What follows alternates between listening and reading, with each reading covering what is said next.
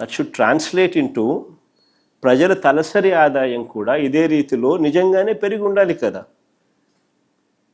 ఆ తలసరి ఆదాయం నిజంగానే ప్రజలకు ఆదాయాలు నిజంగానే పెరిగి ఉంటే తద్వారా వాళ్ళ కొనుగోలు శక్తి కూడా పెరగాలి కదా. సో కొనుగోలు కూడా పెరగాలి కదా, పెరిగి ఉండాలి కదా, కొనుగోలు కూడా పెరిగి ఉండాలి కదా. తద్వారా ప్రభుత్వానికి వచ్చే ఆదాయాలు ట్యాక్స్ రెవెన్యూస్ కూడా పెరిగి ఉండాలి కదా. అంతా కనెక్టెడే కదా. రాష్ట్రం పురోగతిలో ఉంది, జిఎస్డిపి గ్రోత్ రేటు వృద్ధి రేటు విపరీతంగా ఉంది అని అంటే ప్రజల చేతుల్లో డబ్బులు దండిగా ఉండాలి. ఆ డబ్బులతో ప్రజల కొనుగోలు శక్తి పెరిగి ఉండాలి. తద్వారా రాష్ట్రానికి వచ్చే ట్యాక్సులు పెరిగి ఉండాలి. ఇవన్నీ సైక్లికలే కదా. కానీ అది జరిగిందా, ఇది వాస్తవమేనా అన్నది ఒక్కసారి గమనిస్తే 2024-25 చంద్రబాబు నాయుడు గారి మొదటి సంవత్సరంలో రాష్ట్రానికి వచ్చే సొంత ఆదాయాలు 119,927 కోట్లు వస్తుందని బడ్జెట్లో చెప్పారు చంద్రబాబు. అప్పుడు కూడా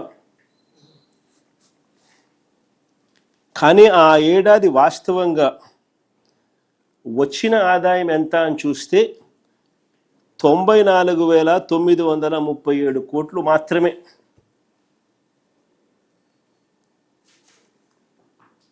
ఇంకా ఆశ్చర్యం ఏమిటో తెలుసా,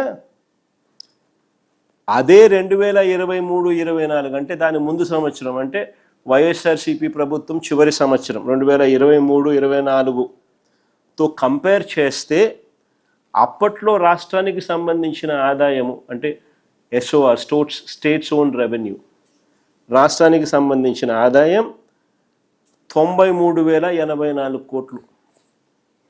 అంటే పెరుగుదల కేవలం 1.99% మాత్రమే. 2023-24లో రాష్ట్రానికి సంబంధించిన ఎస్ఓఆర్ స్టేట్స్ ఓన్ రెవెన్యూస్ సొంత ఆదాయాలు 93,084 కోట్లు ఉంటే 2024-25లో వాస్తవికంగా 94,937 కోట్లు మాత్రమే వచ్చాయి. అంటే పెరుగుదల కేవలం 1.99% మాత్రమే.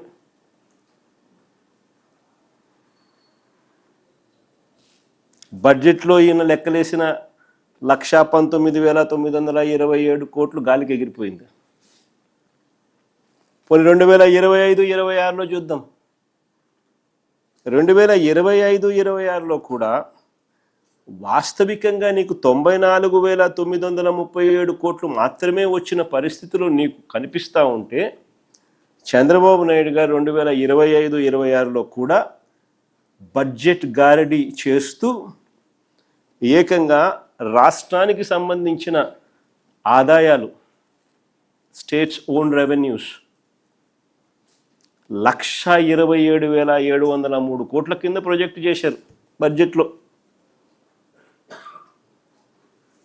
కానీ ఇప్పుడు 10 నెలలు ఈ జనవరి ఫిబ్రవరి లెక్కేసుకుంటే మనకు కాగ్ ద్వారా 10 నెలలకు సంబంధించిన డేటా కాగ్ పబ్లిష్ చేసింది.